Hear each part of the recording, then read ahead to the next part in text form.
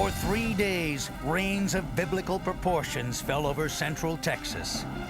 It was so extensive and intensive that it put 14 rivers into the highest flood stage they had ever seen. Cities were inundated and counties submerged. We're not going to let it conquer us. But the water it just kept coming. Its fury put thousands in jeopardy. Hearing the word child, my first instinct was we need to get there now. Rescuers were overwhelmed, but courageously determined. If we didn't do it, no one else was going to. We were on our own. In the dead of night, fighting blinding rain, volunteer rescuers battle a Texas-sized flood, hoping to save a community from being swept away.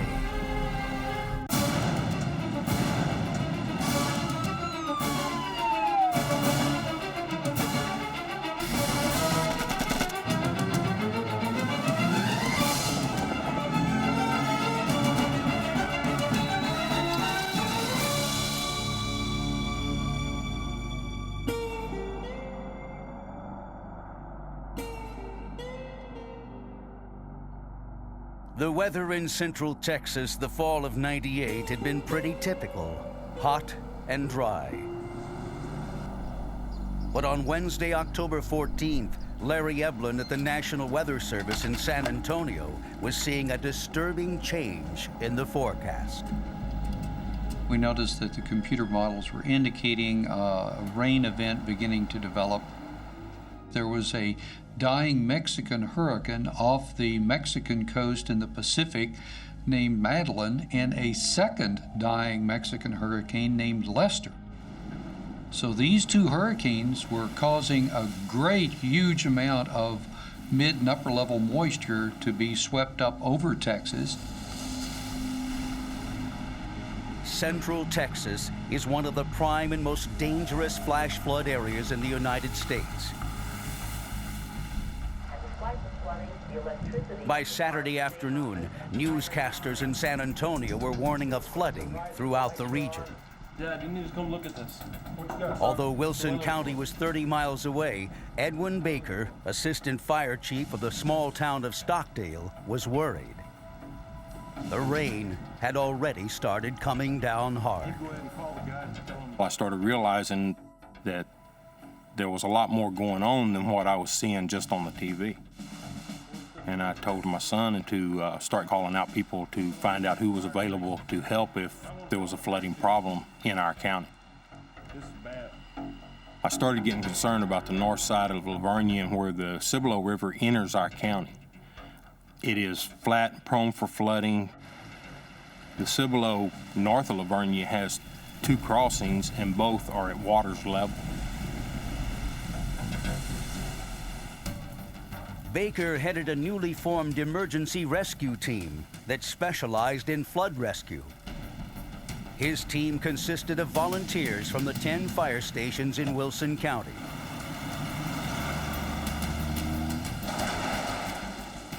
Marty Kufus was a member of Baker's emergency rescue team. Only the week before, he had completed a course in swiftwater rescue. There was an atmosphere of anticipation, I think a low-level dread that this was something that Mother Nature was going to have her way. But nobody knew that we were going to hit with the double punch of both the creek and the river flooding. We did not realize how bad it was. Robert and Florence Higgins had survived the flood of the San Antonio River 15 years earlier. Although their home was destroyed, the Higgins rebuilt on the same plot of land. Everybody kept telling us this is not going to happen again in 100 years. And we did not even carry flood insurance because they had come out and they said, no, it's not in the flood area. So you don't have to worry about flood insurance. Confident their home was safe, they left for a long-planned vacation 150 miles away on the Gulf Coast. Is everything going to be okay? And for some reason, I says, honey, what if we can't get back home He says, oh, you know those weathermen. You can't believe what they say. Let's just go on. By 5 p.m. Saturday afternoon, the rains were heavy and a flash flood watch was issued. Billy Bob Bruner and 2 other volunteer firefighters from the town of Lavernia went out to warn residents to evacuate. Hey, how you doing? Fire department, we're here about the rain and the flooding. Every street, every house, knocked door to door and asked the people to leave because it was imminent that it was going to flood. I don't need no help. I'm good, thanks. Most people their response was, well, we don't have to leave. We'll kind of wait it out. I appreciate it. Thanks, fellas. Okay. It's a real frustrating deal to know that it's going to be a bad situation and you ask people to leave and they don't, and you have to risk your life to go back to save somebody that just wouldn't listen. The San Antonio River was now rising rapidly. On the other side of town, Cibolo Creek was also coming up. If residents didn't get out of the area quickly, they could be stranded in the middle with no way to escape. In Lavernia, Vivian Ray and her daughter Molly were on their way home when they encountered flooded roads. As they pressed on, the water rose higher and higher. Oh no. What's wrong? Then their pickup stalled. They were stuck. It won't start, honey. Vivian was panicked. The water was continuing to rise. Not knowing who else to call, she dialed 911. Wasn't County 911. Vivian's frantic call was relayed to the Lavernia Fire Department.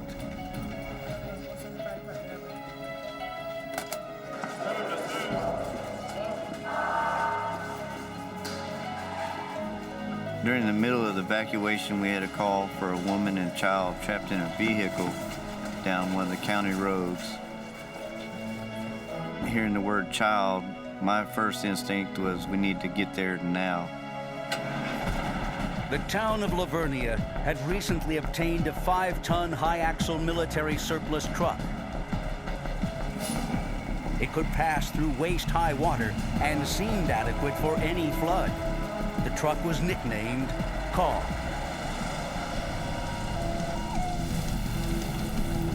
The water was rising even faster than Vivian had expected.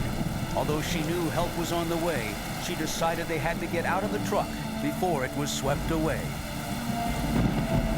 Spotting a mobile home in the distance, Vivian decided to try and seek shelter there. Vivian didn't realize how quickly the water was moving. As little as 6 inches of swiftly flowing water can sweep an adult off their feet.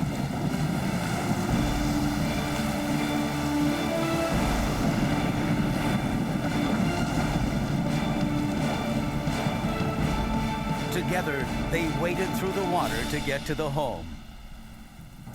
Hello? Hello? Is there anybody here? The mobile home was deserted. What are we gonna do, Mom? There's water everywhere. But under these dire circumstances, Vivian decided it would be all right if she and her daughter went inside.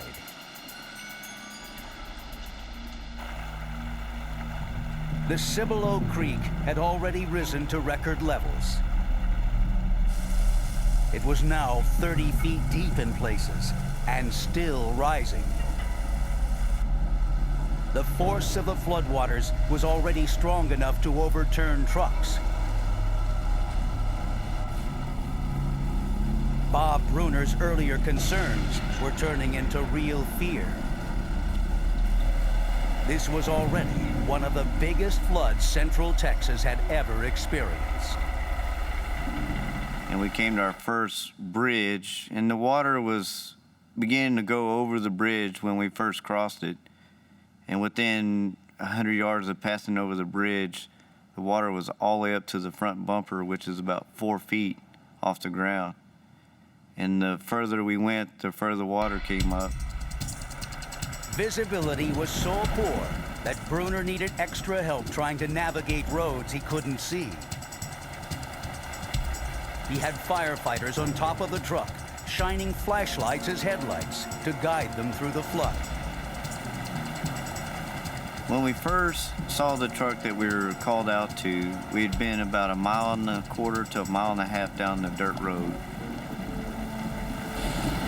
There were no passengers in it, and nobody was sitting on top of the truck, so we knew then that the people had evacuated the truck. My first instinct was get back to the station. Let's get out of the situation we're in right now. It's getting dangerous every second. Swiftwater is the most dangerous thing there is on the world. I learned that evening how dangerous, how machinery, manpower can't really overpower it. It is incredible, the force and the strength of the water. Let's get out of here, Mike. Since the road was so narrow, there was no way to turn the truck around. They would have to back into a driveway and then pull out.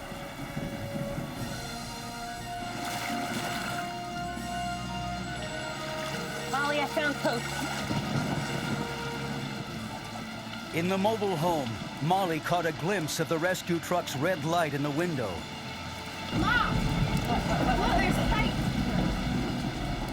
Vivian had to get their attention. Help! Over here! She began blinking the lights on and off.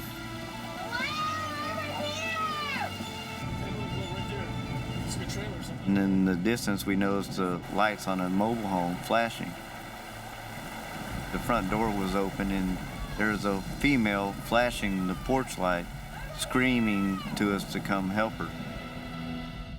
And we decided we'll give it one shot and see if we can help evacuate those people. They see us, Molly. They're gonna come and get us. They're gonna come and get us. As they tried to head for the mobile home, the current made it difficult to steer the truck. As we were pulling up, the water pushed our truck to the downward side of the flow, and we became stuck. What's going on? What's wrong? I attempted to drive the truck out by getting the front wheels back on the driveway, and we just slid straight forward. So then I decided I'll try it in reverse and get the rear wheels back on the road.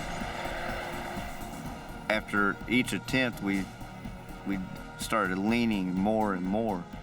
So I decided we better just stay where we were. We were still upright, so we were better where we were then than trying to anymore. Bruner and his crew were trapped by the raging water. He radioed the fire station. 4130 to base.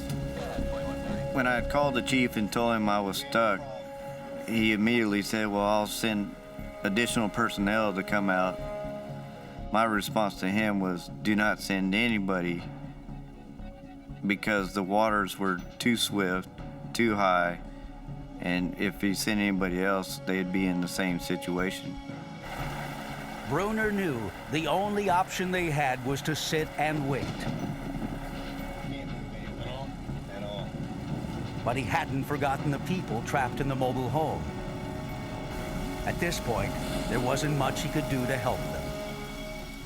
We were stuck and we couldn't do anything, and it's a sickening feeling knowing you can't do anything. Help is on the way anytime now. We told them just try to stay calm, remain in the house. They were a lot safer where they were, and that we would try to have help come to them as soon as possible. Why aren't they coming? I don't know. Are they stuck?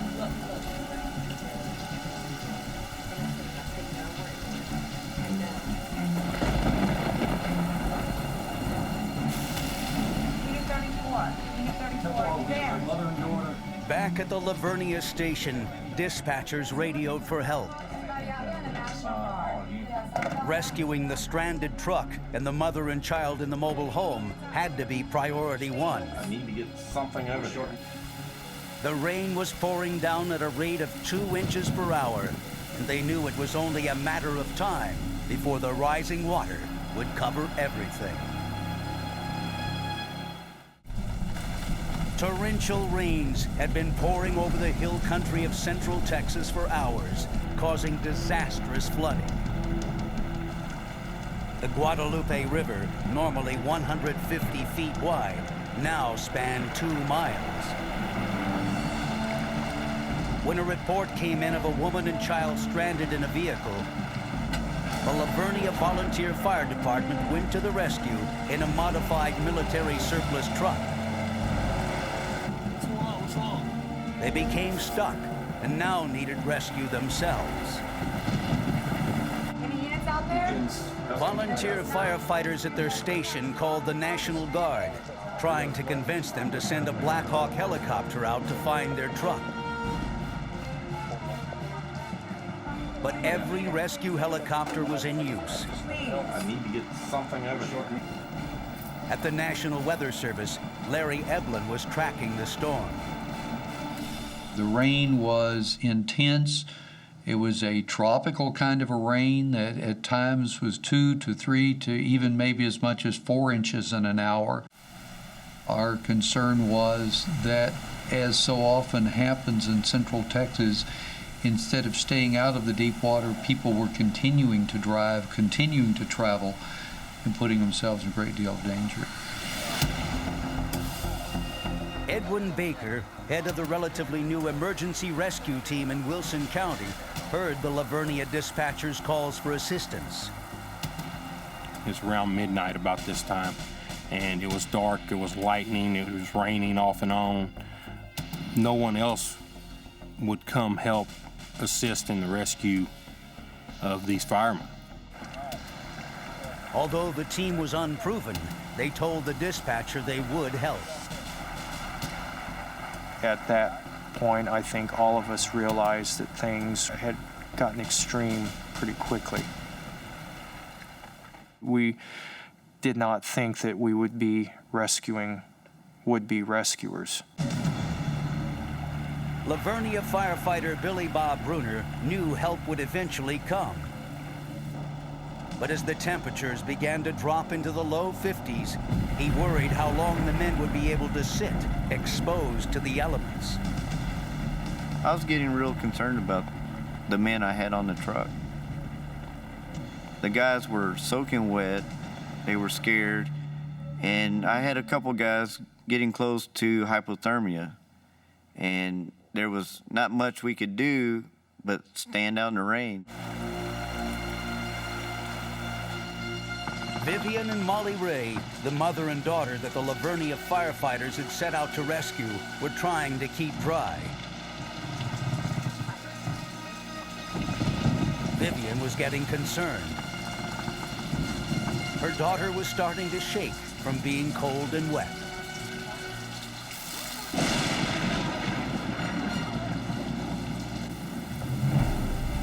In many ways, the Wilson County Volunteer Emergency Rescue Team was unprepared for the rescue they were about to attempt. The training I had had in swiftwater rescue was only a week old. I had just the week before attended a basic level swiftwater rescue course, about 2.5 days long. Volunteer Nick Hencey had even less training. At the time of this incident, I hadn't even had any swiftwater rescue training, just basic fire department rescue stuff. Baker's team had recently purchased a military-grade Zodiac raft made to run with a large horsepower motor. But the engine they had to power it was sorely inadequate.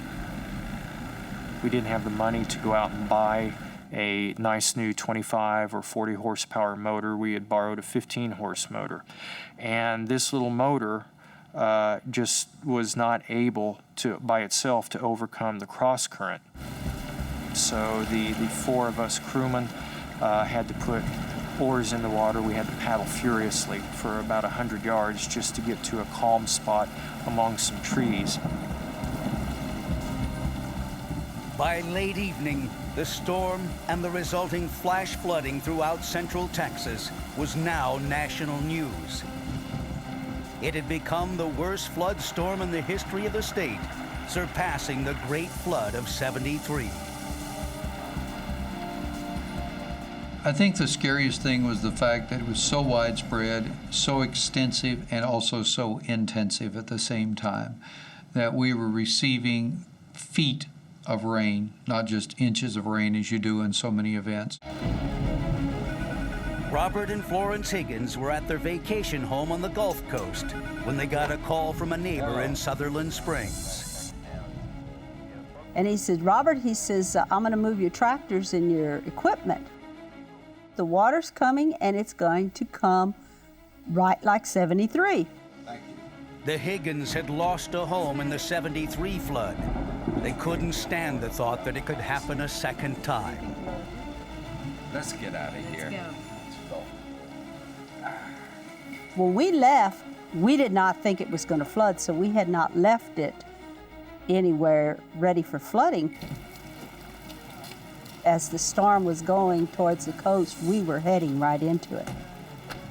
It was a blinding rainstorm. About halfway there, you couldn't see 10 feet past the hood of the car. He'd say, help me find the white line, help me find, because I mean, you can't even see, you know, out in the country, we don't have lighted highways. So you watch for the white line on the side of the highway to make sure you're on the highway. Once you're going, there's no place to stop. I mean, you gotta make it. The Zodiac moved toward its rescue mission slowly for reasons besides being underpowered. In many places, the water was 6 feet over the street. And what the men couldn't see in the water could hurt them. The most dangerous obstacle we faced in our boat were fences and fence posts, sometimes at waterline, sometimes just below waterline. We had to take care that we did not snag the lower unit of our outboard motor on one of these fences. I was leaning over the boat with my oar extended into the water. I was probing for fences. If I hit a fence with my oar, I was going to yell, hopefully in time for Edwin to cut the motor so that if we did hit a fence, we wouldn't hit it too hard, and that did happen at least once. The Zodiac raft utilizes air chambers to keep it afloat. It wouldn't sink if only one was punctured. But if more than one was ruptured, nobody was sure what would happen.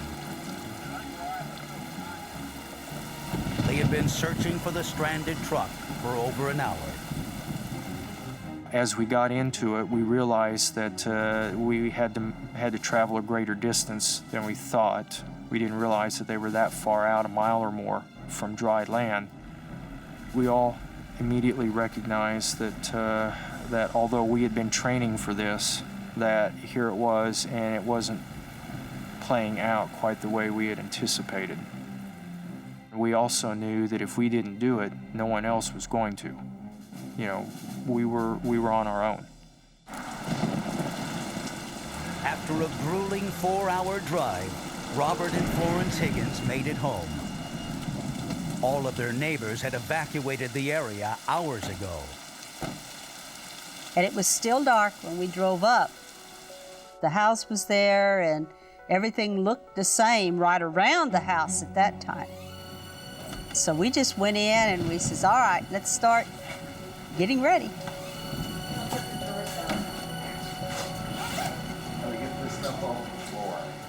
They had learned some hard lessons from the last flood. Of course, we couldn't save everything. Just take all the drawers out of the chest of drawers and everything and pile them up on top of everything. If you do a drawer in after flooding, you just pull it, the whole face of the drawer comes off, everything's ruined. We just started putting what we thought was valuable up in our attic, and pictures that we could find, photographs of the kids. And he says, maybe we ought to go ahead and tape up the windows. It's a losing battle. If I knew now what I knew later, I would open the back door and open the front door and just let it go on through. I mean, you ain't gonna stop it by now. With each minute that passed, the Zodiac raft, with its volunteer rescue team on board, faced more obstacles on the way to finding the stranded firemen. We saw cows floating in the water, lots of bales of hay, big old clumps of fire ants. I remember poking one with my paddle that night. It was about as big as a tractor tire, and I remember thinking, what the heck are these things floating on? And when I stabbed it with that paddle, they weren't floating on anything. It was just fire ants, just a big old line of fire ants. And that was the scariest part there. I didn't want one of those big clumps of fire ants to knock into the boat and, sting us all. The floodwaters were continuing to rise. Some of the firefighters were getting nervous. Bruner tried to keep their spirits up. My job was to keep everybody's morale up, keep them not thinking about the situation as much. So I cracked a few jokes and got everybody laughing and got their minds off of the situation we were in. Being as bad as it was, they were pretty scared. There was a lot of apprehension about these firemen hoping they were still on this truck and in good condition, because there was a possibility they could have been swept away by the river. Eventually, they saw our lights and we saw theirs, and we knew where they were and we started towards them. But Baker's Zodiac could only hold 4 additional passengers. He had yet to find out that besides the firefighters, there was a mother and daughter trapped in a flooding mobile home. We're in here!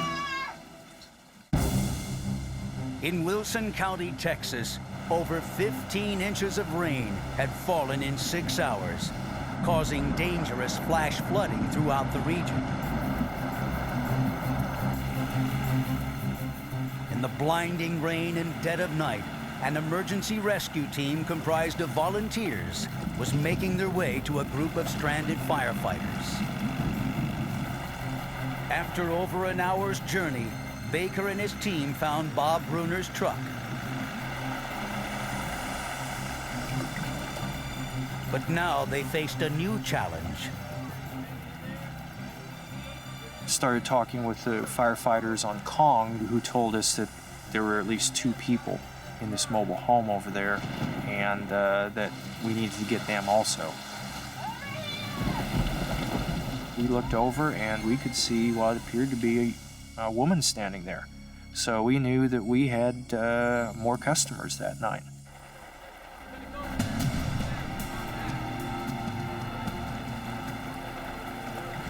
The Zodiac crew headed toward the mobile home. They had no idea how long it would remain stable in the quickly moving water.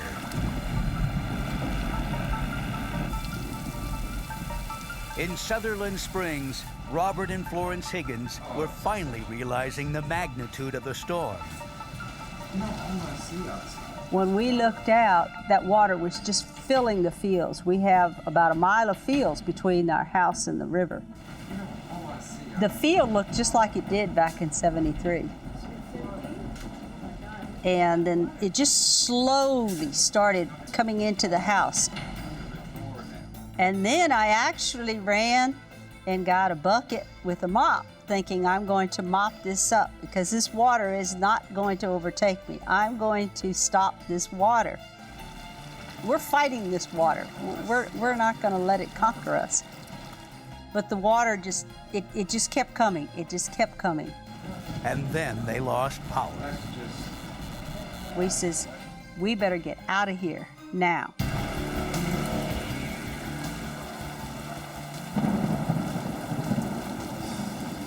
And when we got out, we says, oh, well, we can drive through this water in front of the house because we've driven through it before. But the car wasn't going anywhere this time.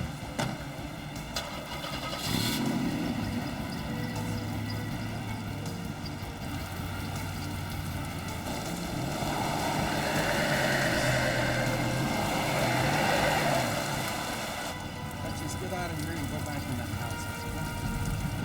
He says, all right, we're going back in the house. At least the house is still standing.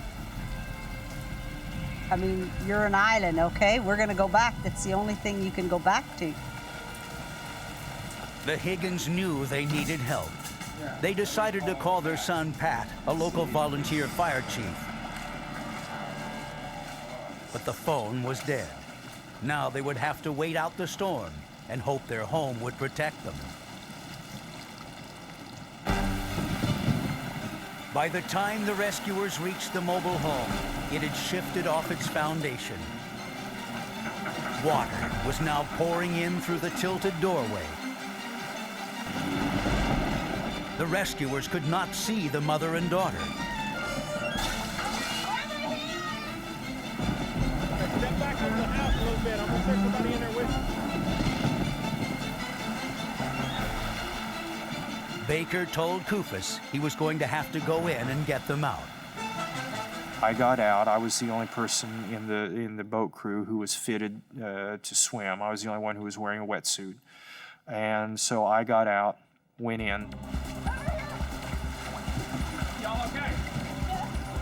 First thing you want to do is get that life jacket on them in case something goes wrong and they drop into the water. He told Vivian that because of the strong current, he was going to have to take them out one at a time. Molly went with Marty first. She couldn't stop shivering and looked a little blue. Ready to go? Vivian Ray wasn't doing much better. Let's go. The rescue team now had a medical priority on their hands. The stranded firemen were going to have to wait it out a little longer. The rescuers were more than a mile from the staging area and medical help. The sky was black. There were no visible landmarks, and the rain continued pouring down. Now, they had to find their way back through the dangerous water using only their instincts. Evaporation area. Record-breaking rainfall over central Texas resulted in a flood that engulfed dozens of counties. A volunteer rescue team traveling in an inflatable raft had rescued a mother and daughter trapped by the flood and were now trying to get them to dry land. They were navigating their way back in the dark with no recognizable landmarks to guide them. You can see a road whenever there's no water over it and you're driving, but whenever it's covered completely in water, there aren't any roads anymore. They don't exist. Our initial sprint out from the shore, we had to paddle furiously to overcome the current, and then later, as we returned, we had to battle the same cross current, and it was physically demanding. It was clear that the flood was not over; it was still building. For the stranded members of the Lavernia Volunteer Fire Department, knowing that rescue help had come once and left them for a medical emergency had not made the time pass any quicker. The length of time between rescues, even in a 1.5-mile trip, it was taking an hour to hour and a half a trip. And with it still raining, it's still dark, these guys have been out there for hours already. They were going into hypothermia. The urgency was become a bigger factor in the situation. In Sutherland Springs, Fire Chief Pat Higgins had secured a boat so he could search areas where people might be stranded. He thought his parents, Robert and Florence, were away on vacation. Pat didn't know that his parents had driven back and were now trapped in their home with no power and water seeping in through windows and doors. We were going to ride it out. We didn't know how high it was going to get.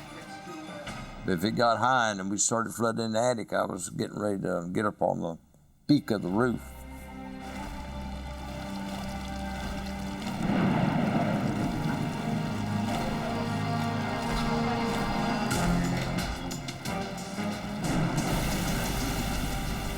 Wilson County rescuers finally reached the end of the flooded area. Paramedics quickly attended to the mother and daughter. Baker's team immediately headed back out. They had no idea how long the Lavernia truck would stay upright. We just did not know how stable the ground was underneath the truck. Maybe the flood's current was washing soil out below the tires. We were concerned that might roll over in the flood and send the firemen into the water. Bruner and the other firefighters were trying to keep it together while waiting for the Zodiac to return. To conserve the truck's battery, Bruner asked one of the men to turn off the overhead light. Well, when he reached in, he had killed the master switch, would kill all of our power. We obviously lost our heat source from the exhaust, and the rumbling of the diesel motor, which kind of was a calming to us, was gone. The morale really, really dropped then, and I started to really worry about the guys then. Pat Higgins arrived at his parents' home surprised to see their car and the entire house surrounded by water. I saw the car pulled up into the almost into the front door area of the house, which was about the only thing still out of the water. Proceeded over there with the boat, and at the time the house was sitting on a very small island. This was a boat coming up to our front door. They were in the water, and it's not supposed to be that way.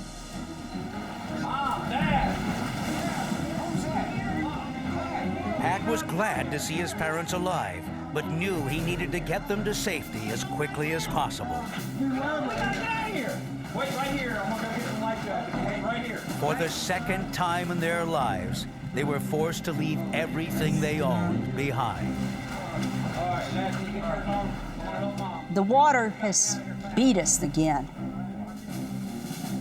because this house was like our dream house. And it was like,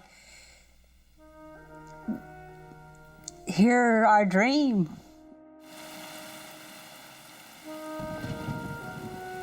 You're getting in this boat, saying goodbye to everything, and going, just going.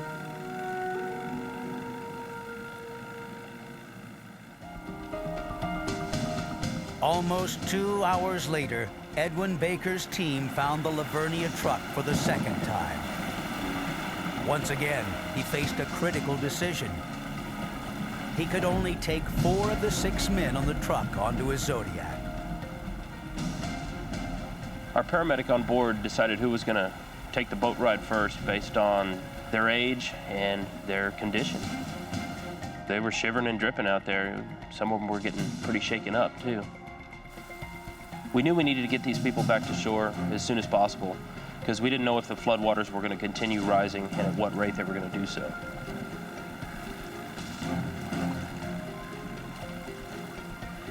Bruner and one other firefighter were left on the truck until the boat could return again. Meanwhile, Pat Higgins was having difficulty trying to steer his boat.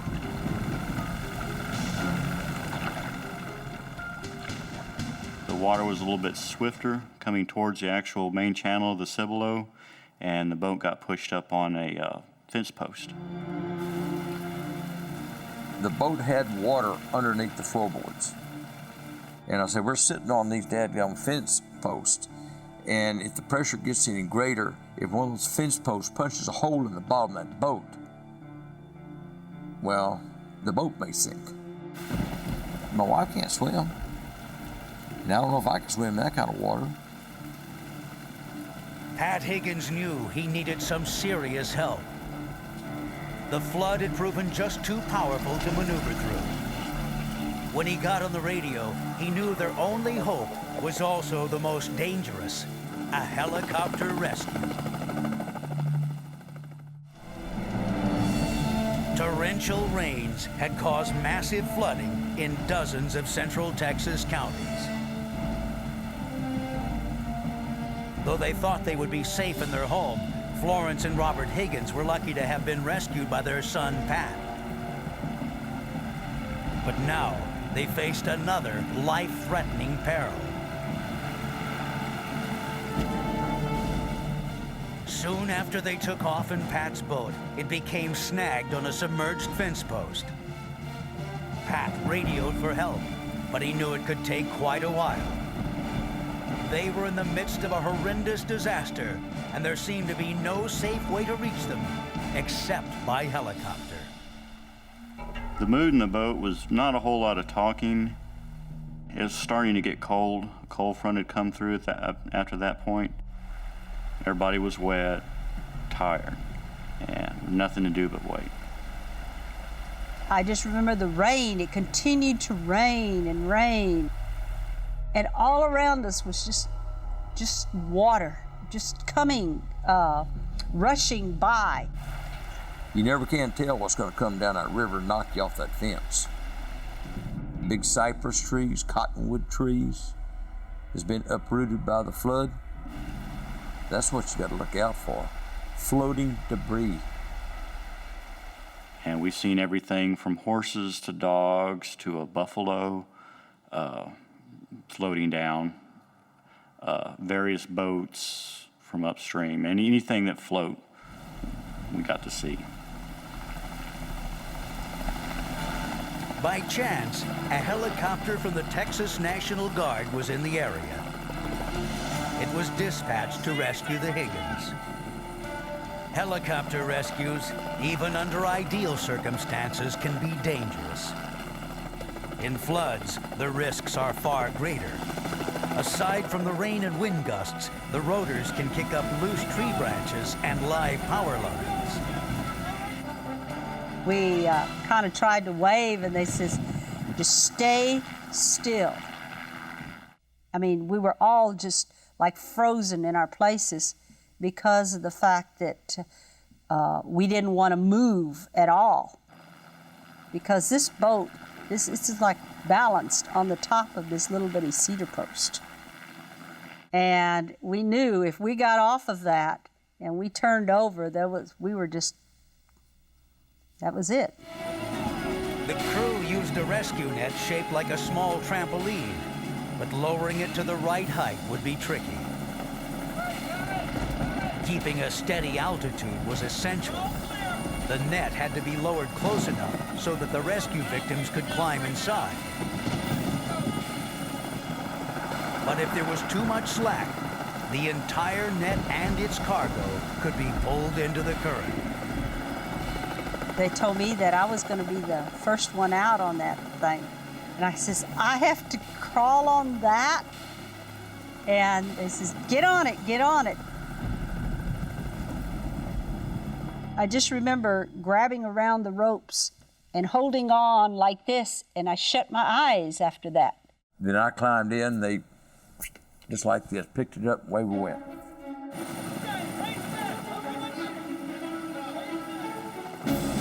We were just free-flying, floating through the air. I remember my husband saying, oh, honey, look at this. All I can see is the top of the roof of so-and-so's house.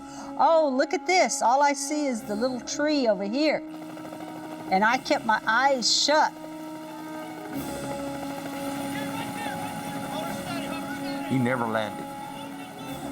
All he did is set the device down and just opened up like a clam, just like a clamshell. Walked off.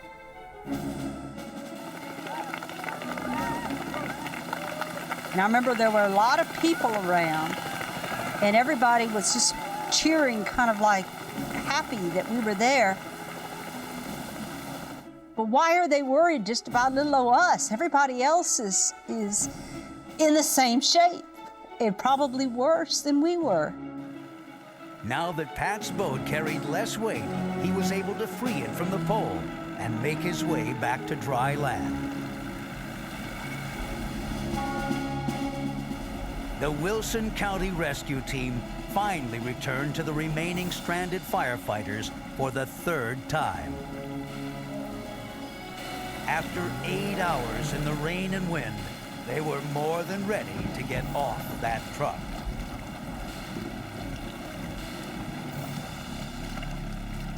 The last trip was probably the scariest. The current was really running when we came back through. I mean, I remember having to paddle like crazy crossing those rapids to come back. Baker and the firefighters finally returned to dry land.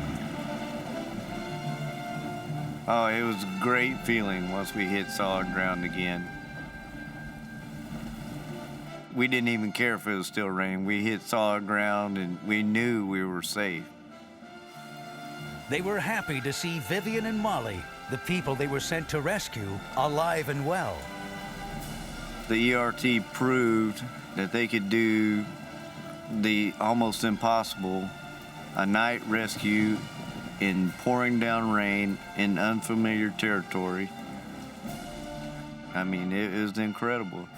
And for them to risk their lives to come save a fellow friend and firefighter was, I mean, they were wonderful. And after that time, I now am a member of the Wilson County ERT. The center of the storm produced over 32 inches of rain in 18 hours. I would have to rate this as one of the most powerful systems in terms of rainfall and threat to life that's occurred in south central Texas. The flooding that occurred as a result of this event was also extreme. The kind of flooding that exceeded a 500-year event in some places. It would be days before the floodwaters receded. 29 people died in central Texas, including a 2-month-old baby girl who drowned with her mother when their car washed off the road. But no one died in Wilson County. The water has receded quite a bit. After the storm, Robert Higgins returned to his farm with a home video camera in hand. Inside the barn, you can see where it collapsed. Everything full of mud. What was contaminated? See where the water line was on the house.